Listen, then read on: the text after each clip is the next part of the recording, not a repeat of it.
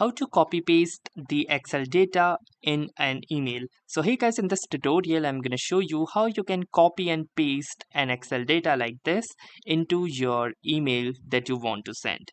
So as here you can see in this simple data, the first thing that we will be going to do is simply select that particular data that we want to share in our email. So for example, this is the data that we would like to share. Then after you are done selecting the data, you need to click onto this copy button in the home tab.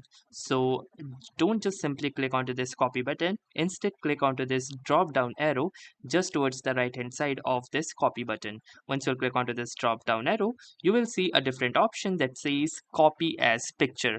So simply click onto this copy as picture option and it will open this small dialog box. Now from this dialog box you have two options. The first one is the appearance, which gives you two further sub options. The first one is as shown on screen and the another one is as shown when printed. So you can choose this as shown on screen only, and under the format you need to click onto this bitmap option. So once you have clicked onto this bitmap option, simply click onto this OK button and your data will be successfully copied.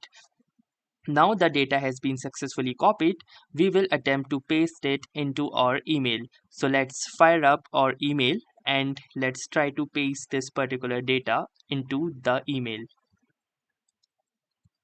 So as here you can see, I am in my Outlook email and now I am in the mail body.